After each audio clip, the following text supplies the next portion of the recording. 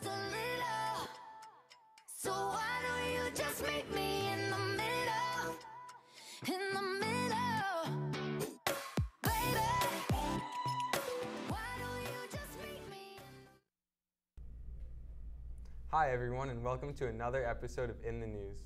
Alongside my co-host Olivia Zacharias, I'm Dan Cavallo, and thanks for joining us. Olivia? Thanks, Dan. On today's show, we take a look at a variety of topics and video feature segments that were created by Kinnelon High School media students in the Intro Block H class. So, shout out to the entire class. They're behind the cameras and in the control room. Dan, what's our first segment about? Along with my co-producer Faiz Sheikh, we recently caught up with the Kinnelon baseball team. With more, here's our report.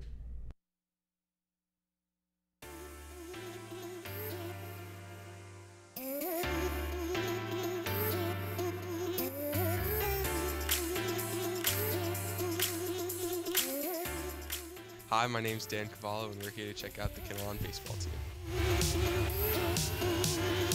Our expectations this year are just to take it, one game at a time. Just worry about today's practice, today's game, today's workout.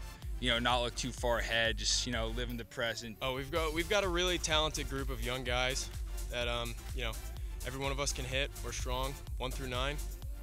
We got some good arms, so we're looking at a good year this year. The first game this year against Morris Catholic, when Vinny and I both hit home runs. I don't think I've ever seen this team more excited. Everybody lost their minds. It was awesome. Every day is a good memory. You have to leave every day with a good memory. You know what I mean? Like, you gotta accomplish something every day. That's how you get better. That's how you improve. Take care of today. Just making sure you get in your work. Stay humble. Make sure that you do what you're supposed to do. Get in the extra reps when you can. Make sure you can do anything to make you a better ball player. There's gonna be some long nights. You're gonna have to go work out, practice every day.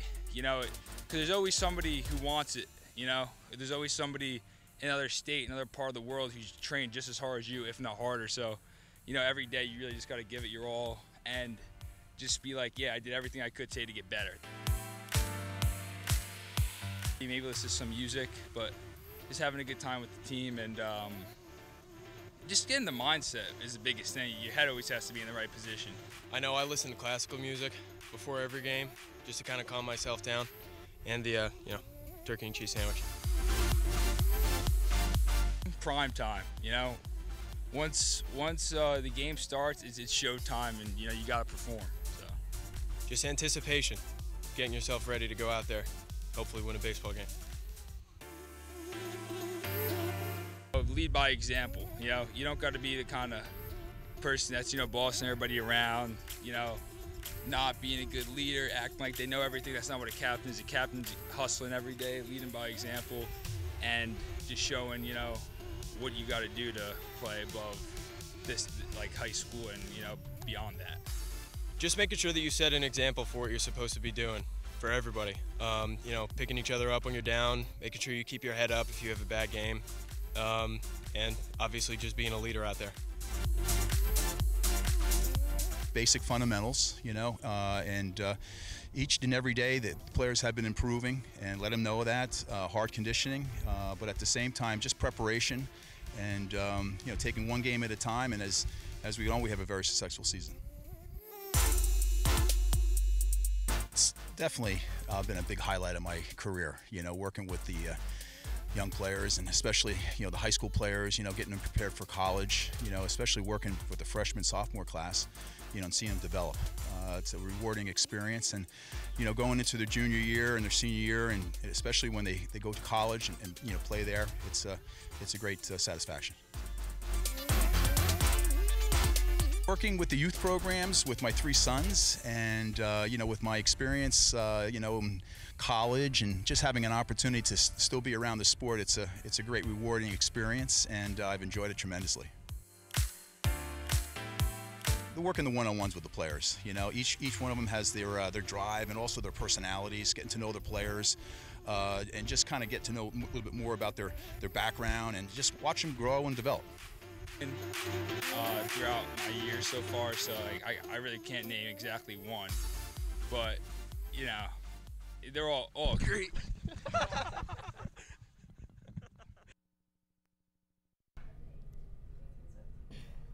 team played hard all season. Congratulations to all the seniors and good luck to returning players next season. Thanks to all involved that helped with the video. Moving along, producers Shane Morris and Damian Campos interviewed KHS Latin teacher Mr. Danielson. He explains the Latin course, and several students also share why the course is beneficial to their academics overall. With more, here's the video. What's going on, guys? It's Shane Morris here, and today we have Mr. Danielson, Alessa Bengia, and Brett Lewis to tell you why Latin is more than a dead language. My name is Mr. Danielson. Latin. The language, not the sugarcoat. It is the single most useful class you will ever take in your entire lifetime. It will improve your verbal abilities, namely, particularly your vocabulary, your knowledge of the structure of language, and just make you a smarter person all around. I think students should take Latin class because it's a very interesting language and you don't learn it like you would Spanish or French, and it's cool to experience something that you wouldn't hear people talking about because it's not a spoken language anymore. It will help me enhance my vocabulary. You'd have better test results on the English language proficiency and on the SATs. Latin would help a lot on the SAT because Latin is behind a lot of the current English words that we use, and it really helps us get a better understanding and more, just to be able to learn more about a word's etymology. I kind of fell into this by chance. Never really was interested in Latin. I was mainly interested in ancient Greek, but I had to make a living, so I had to teach Latin. Well, I had learned Latin all through middle school in my old school, and I thought that it was just going to be cool to be able to continue it and learn different things about the language that I wouldn't have been taught previously. You know, my brother took it, he said it was a great class. He said it actually did help on the SATs, put a score by several points, and I figured, I might as well take it. My goal as a Latin student is to be able to just expand my vocabulary and to learn different phrases that people might say and I wouldn't know the meaning of otherwise, but now with my background in Latin I'll be able to understand. Well, my goal is to come home with all A's and just get better every day when I'm in that class and studying and taking notes. So that means the endings on the words change to show the relationship to one another. And so that you have very flexible word order, which is nothing like English or Spanish. It's much freer in the way you can structure any particular sentence. Don't learn it the same way you do learn other languages, and just with the different endings and the different types of words that you can encounter, it's very interesting.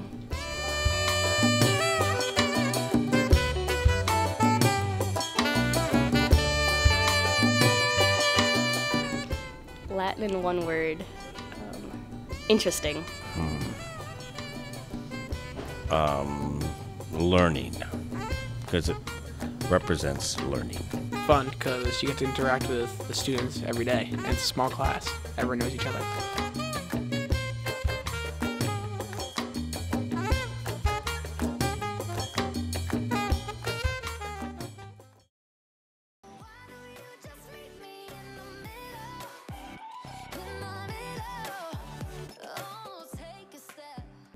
Studies show that taking Latin helps increase test scores in other academic areas. If you are interested in enrolling into a Latin class next year, please speak with a KHS school counselor. Thank you, Shane and Damien, for the video. Switching things up a bit, hey Dan, have you ever used our KHS weight room? I have, and tons of KHS student athletes utilize the weight room year-round. Well, recently producers Danielle Stitzel and Bella Ricca caught up with Mr. Capra, and we find out more about the KHS weight room and how it helps students athletes. We will be right back after this video.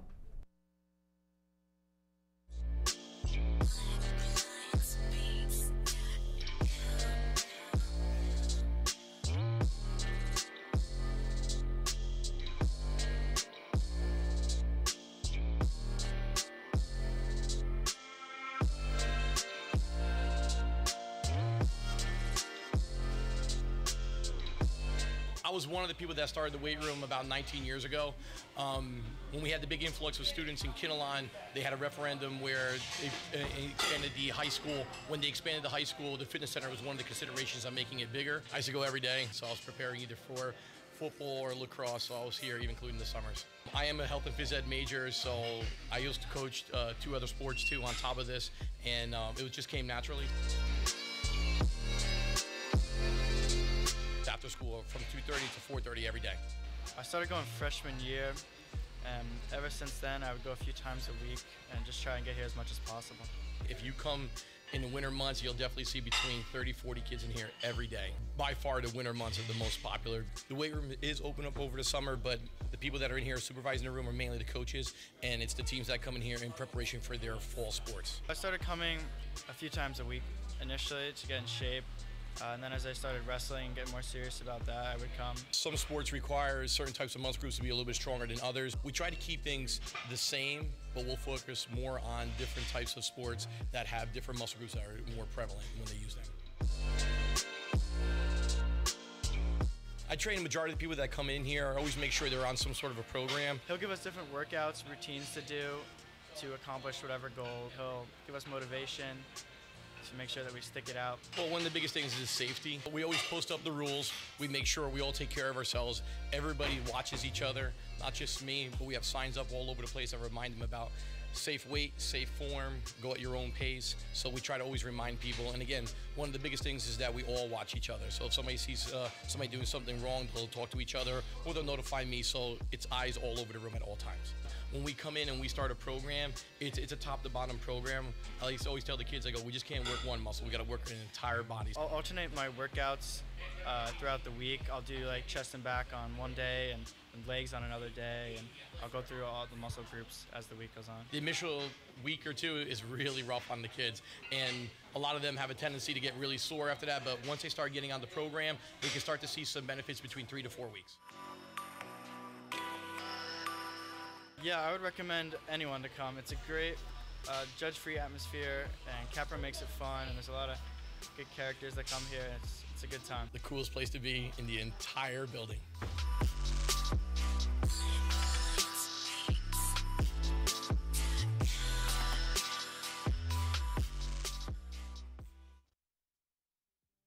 Nice job, Danielle and Bella.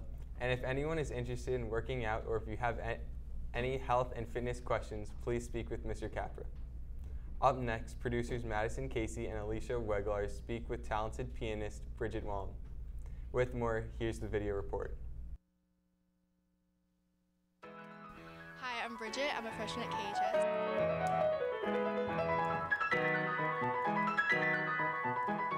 I originally started just wanting to play piano because my sister did them, and so I just wanted to copy her, I guess. Her older sister played piano, and so just naturally she just followed that step, and she's been playing since 5 years old.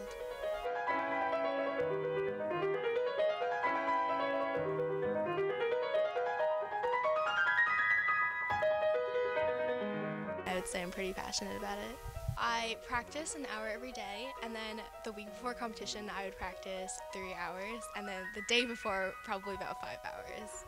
Bridget practices way more than any other student, so she puts a lot of hours in just in order to be playing the pieces that she does on the piano and memorize them. It's extraordinary what she's able to do. So she definitely puts the effort and work and determination and hours that's needed to be as good as she is. It's pretty amazing to see how she grew from a little girl, 5 years old, to playing the simplest pieces to Moskowski, which is a very, very fast, complicated piece. So it's pretty amazing to see the transition.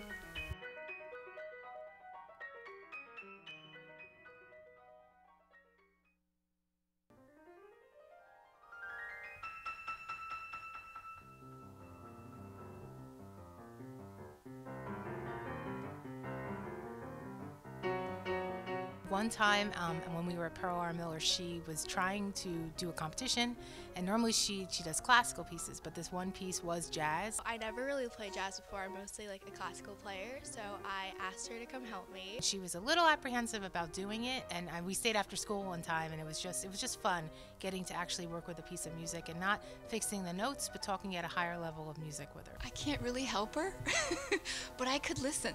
I've been listening to piano for probably 15 years, so I could listen to, and then I tell her, you know, you could play this and that, but I can't play myself.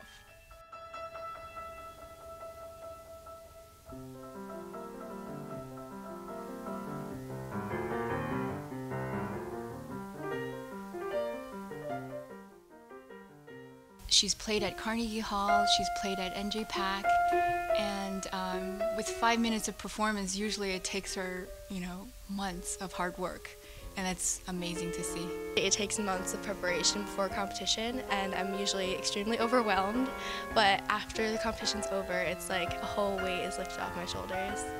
Nerve-wracking. I don't think I could do it. I think it's very, you know, to perform in front of a lot of people for 5 minutes, it's a lot of pressure, and it's not easy to handle the pressure, you know, as a child, so I'm very proud of her.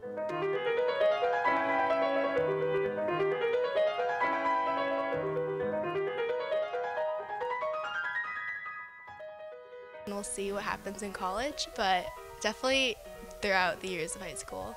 Don't stop. Because everybody gets to be a certain age and they're like, oh, I did piano as a child and I'll stop. Just don't stop. Keep practicing, keep working, and she can go really far if she does. I think she loves music. I think now if I ask her to quit, she won't quit. So. One thing about Bridget is she's always determined and works really hard at anything she does.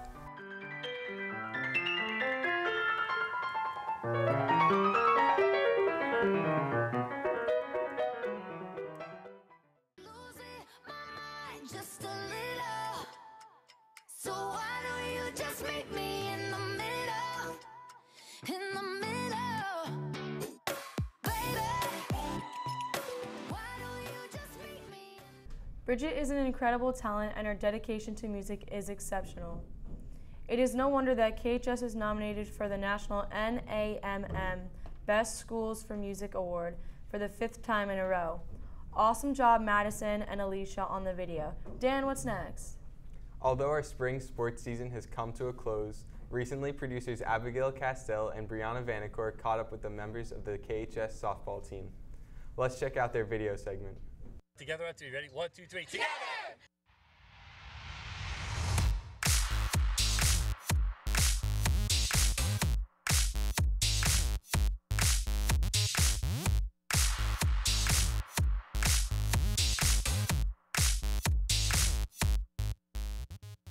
Alexa Sacamano, shortstop pitcher, senior captain. Haley Angelica, senior captain. I'm Dransfield. I'm the softball coach at Kinnelon High School.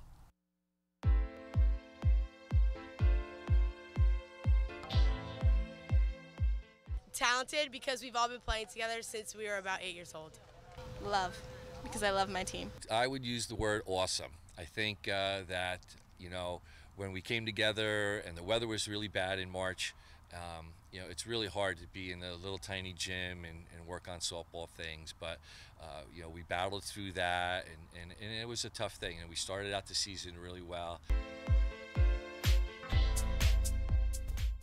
I've been playing softball since I was probably 8, so like 12 years, and I continue playing the sport because I love it. I've been playing since I was 8 years old, and I want to continue playing because it's something that I love to do. I play center field, and I think I play outfield because of my speed and arm. I play shortstop, and I play it because I'm involved in every play.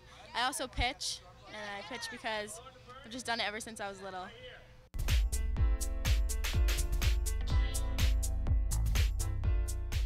To be captain is a big responsibility. My role is to just show leadership on and off the field and be there for my team.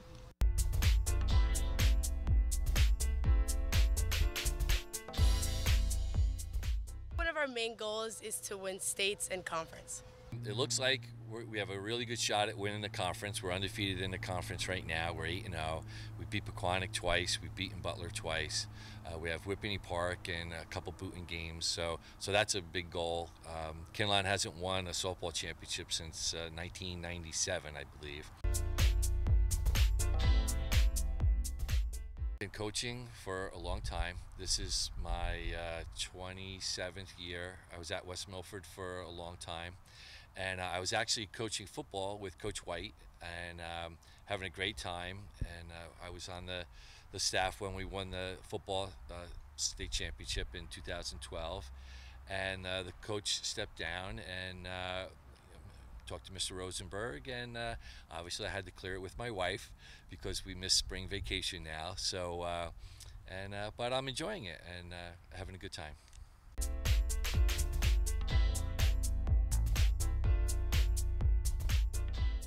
I think the captains are doing a great job, and I think not only are they good role models, but they're both excellent softball players, which is really a great thing for our team. I think the senior class has done a great job. Sierra Jacko has been a big contributor. She's a starting pitcher, and she's been a designated player throughout the course of the year. She's having a great year offensively. We have Jess Rentz, who plays first base. She's excellent at first base, and people think the first base is an easy position to play, but in fast pitch softball, there's a lot that goes into it, and Jess has done a great job. We have Haley Angelica. She's one of the captains on the team, and she's an outfielder. She really sets the tone. Haley's a very fast player. She causes havoc on the bases, so she's done a great job. We also have Lex Sacamano. Lex has expanded her role this year to doing more pitching. She's a shortstop, and she's having a great offensive season. Lainey is new to the softball program. She's been a soccer player her whole career at Kinnelon, but we're glad she came back to play softball, and she has just stepped in and done a great job. Lainey's a ball player. I could put her anywhere, and I know she'll do a great job.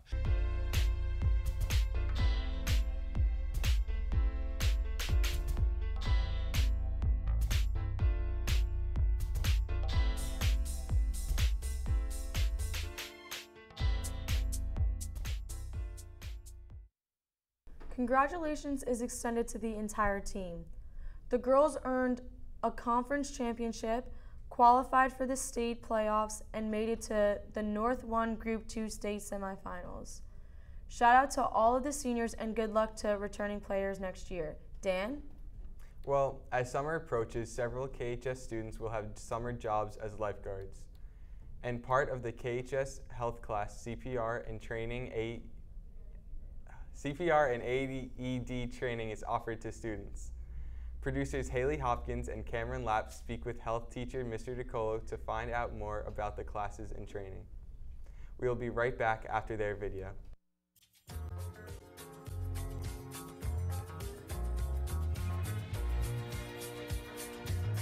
The benefits of taking, the CPR first aid courses, you're prepared in case of an emergency, first and foremost, whether it be a loved one or just someone in the Kinnelon community. If something happens to somebody, you want to be prepared to take action and be able to help somebody if need be. Another reason it's important to do is it's something you could put on your resume. It's something that can help you get a lifeguarding job, a babysitting job. In my example, it helped me get my first college job, which was an intramural official. It benefited me in the sense that in any situation I could actually help and not just be a bystander, and it gives me the option to change somebody's life for the better and help people out. The way we do it is we have a form that you have to fill out in class. We give it out the first week or two of health. They have a couple weeks to fill it out, bring in the money, and pay for it. They don't have to if they don't want to participate in it. They just simply don't pay. You still learn the skills, you just don't get certified. My overall main goal is to make sure my students are confident in their skills so that if they are ever in a life-threatening emergency, they know what to do and they're calm and they don't feel freaked out. So that's my goal, is for them to be confident enough in their skills that they can remain calm and actually perform these in the event of emergency. God forbid anything does happen, I think hopefully I'd feel calm enough and comfortable enough to pursue the skill. I think class did teach me enough, but it depends what kind of person you are. My teacher was Mr. Capra, and he helped because he really knew what he was talking about, and like he seems really interested in the subject and like really focused on what he's doing. And he really knows a lot, so you could ask him any question and he'll know the answer. And he explained things really thoroughly instead of just like showing you. He helped us out a lot. You okay? Come on, oh God! Get an ambulance! Get an ambulance!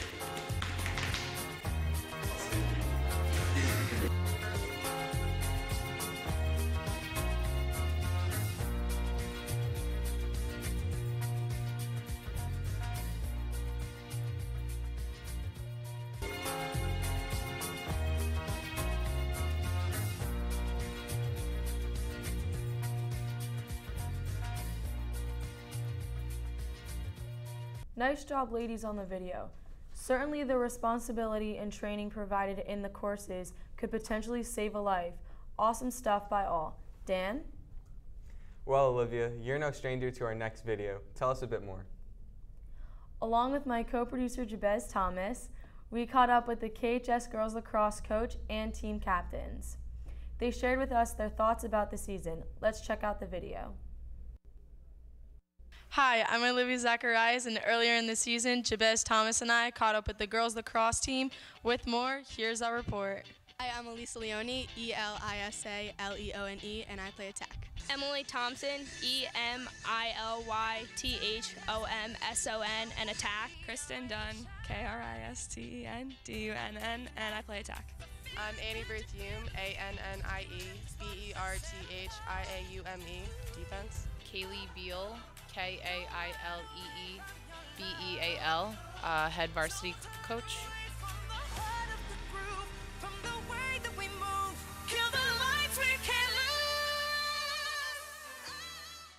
As a captain, I think it's important to be a leader on and off the field, especially for the underclassmen, to help them integrate into the team. As a captain, I'm supposed to lift up my teammates on the field and make sure they're all playing to their best ability, picking their heads up. As a captain, I have to lead the team and make sure everyone stays pumped up for the games. My role as a captain is to make sure the team has a good bond on and off the field, and while we're playing, to motivate everyone to do their best so the outcome of the game is a positive. Tomorrow doesn't always come. Don't try to hide, let's have some fun.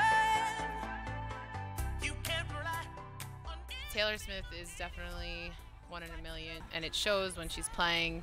She puts in the extra work all year round, and when it comes time for season, she does a phenomenal job. She's a workhorse. She's definitely 100% practices games. She's awesome. Taylor Smith, she's very good at draw controls, and she's great at driving. She could do any of the dodges and moves and can make every shot basically. I think we're really close, especially because we have so many bonding events like pasta parties, and just before games you get pumped. And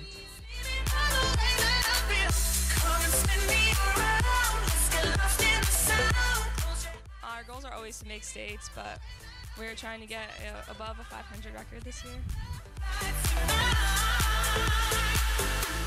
Family. Driven.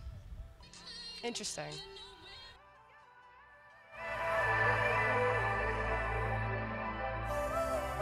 A lot of pasta parties, and we always put a quote in our sock right before every game to get us pumped up. Pasta parties and the Applebee's fundraiser.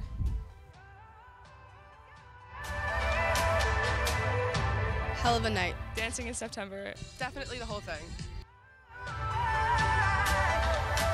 Our team's strongest asset is the leadership that we have on and off the field. We have a lot of chemistry, and I think we just work really, really well together. Our strongest asset is probably the leadership on the field. Everyone plays a big role with that. They all step up, even the underclassmen. I think how well we get along together, and it's not just on the field, it's off the field, so that makes us stronger as a team. I think our strongest asset to the team is our team chemistry, and all the girls have a special bond with each other, so it helps to create a team unity on and off the field.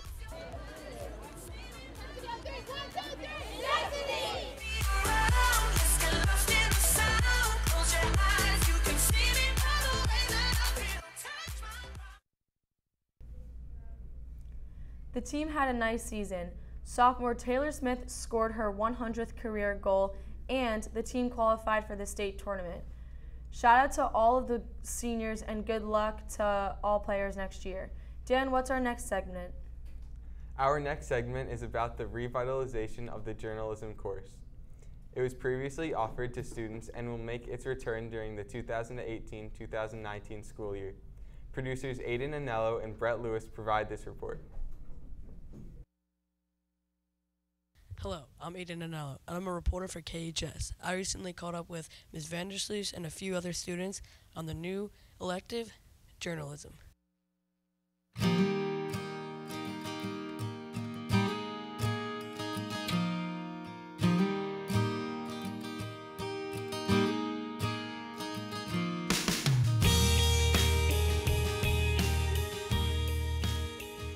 I taught journalism previously at my old district, and I knew that a couple of years prior to me coming here there was a news media class, so I found out about that and I thought it would be a great idea to kind of revive the journalism program by offering the class again.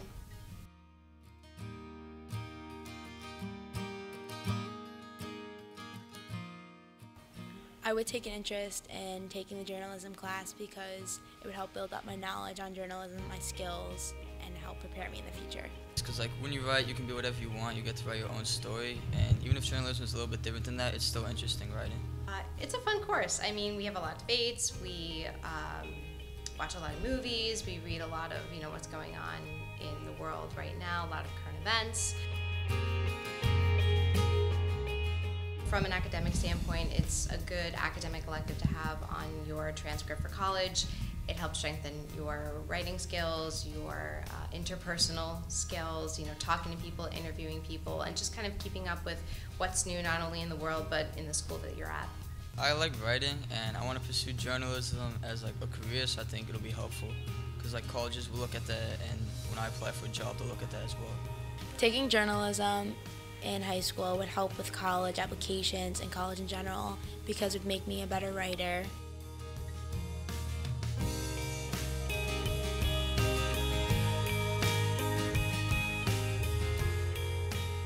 It takes bravery. You have to be able to walk up to basically anyone at any time and say, can I interview you? You have to be able to read and analyze and keep up with the current trends.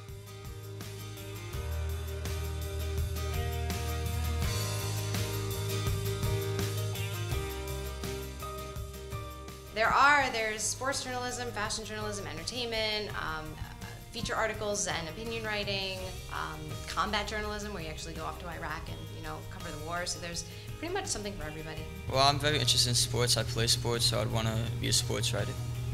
I find it to be interesting and very fun to work with different kind of people and figure out information that all is put together.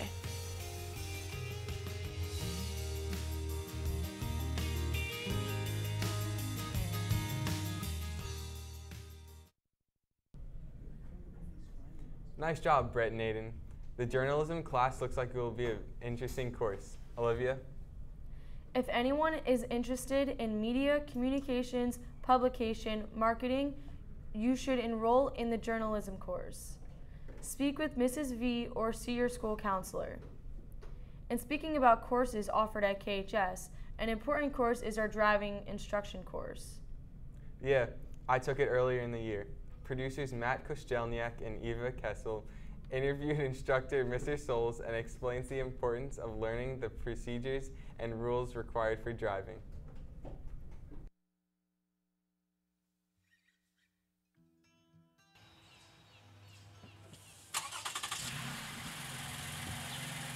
My name is Jim Souls. I'm the lead teacher of health and physical education here at Kinnelon High School. Driver's Ed is a class that the kids will use every day the rest of their lives, usually after the age of 17. It's very important because they have to learn the theories behind it, which we teach in the classroom, and then practice them while they are on the roads. Well, knowing the laws is a big part of driving, and I feel that we do a very good job here at KHS teaching the kids of what to do, how to do it, when to do it, and it's their job to make sure they practice. This class benefited me in driving because I learned the rules of the road and it helped me drive.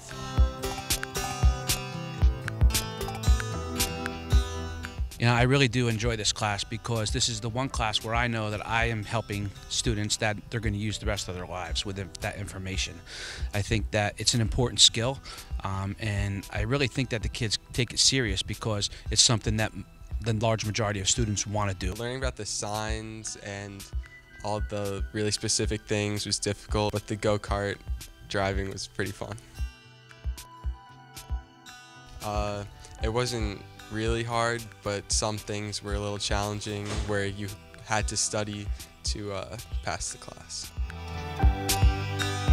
We had driver's education in high school, and I actually take some of the theories that we learned back then and added to some of the new technologies that we have now to help make it a better learning experience for our students. You know, I really think it's a great tool for our students because I can use the same terminology that I use in the classroom and take it behind the wheel, and then we could put those theories and actions into practice.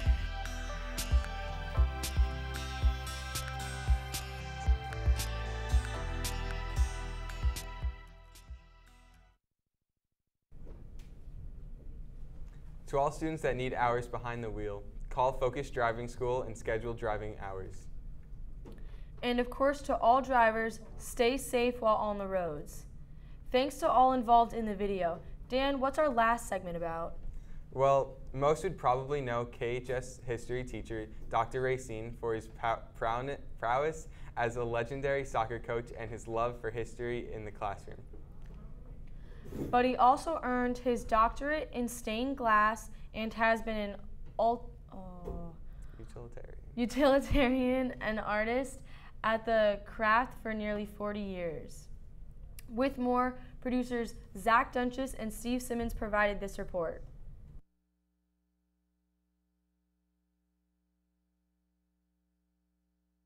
I started as a business in 1980.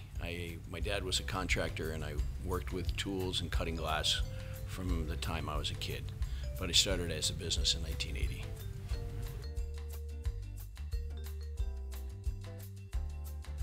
I always dreamed in color, and I traveled a lot when I was young with my family, and I always liked stained glass windows wherever I saw them. So it was just something I always liked.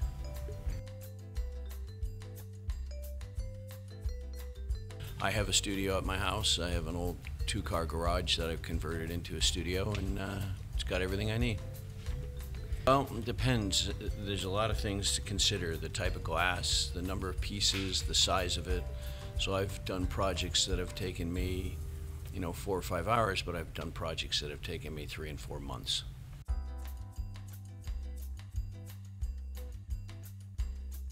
Well, again, I learned how to cut glass working with my dad. There was no Division of Youth and Family Services or anything like that, Child Protection Agency. So I was doing things like cutting glass when I was 5, 6 years old, soldering when I was 7 years old, things that you don't recommend your children do today.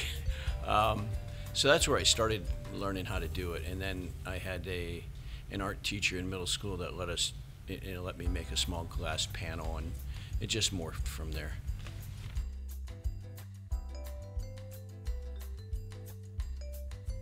I do consider myself as an artistic person. I like playing guitar. I like listening to music. I like looking at art, and stained glass is pretty cool too. I made a conscious decision when I got started not to study anybody else's work because I wanted to develop my own style. So it was a lot of experimentation.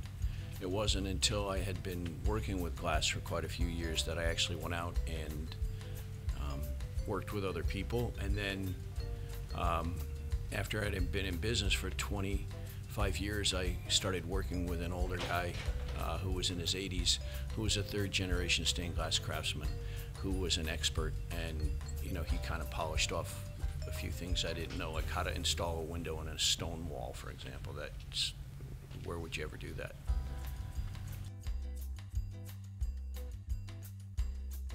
The windows I did in the Reformed Church in Kinnelon, because there's a story with that, with the person that it honors, and then I did a series of windows at Drew University that I really like.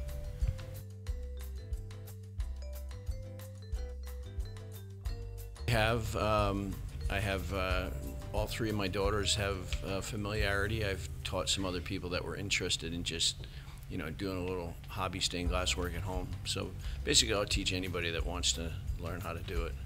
Have a summer internship, I'd probably consider it, because I think stained glass is cool, because you know they fire up glass and they make colors out of the glass.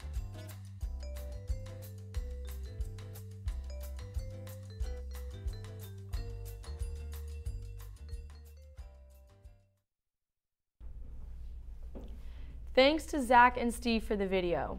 Doc's work and creations have been utilized in several states in the Northeast, and he stops most summers working on stained glass projects. Dan?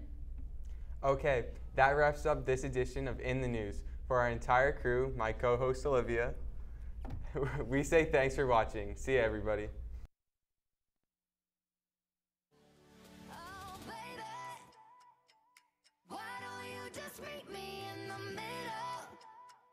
I'm losing my mind just a little. So why don't you just meet me in the middle? In the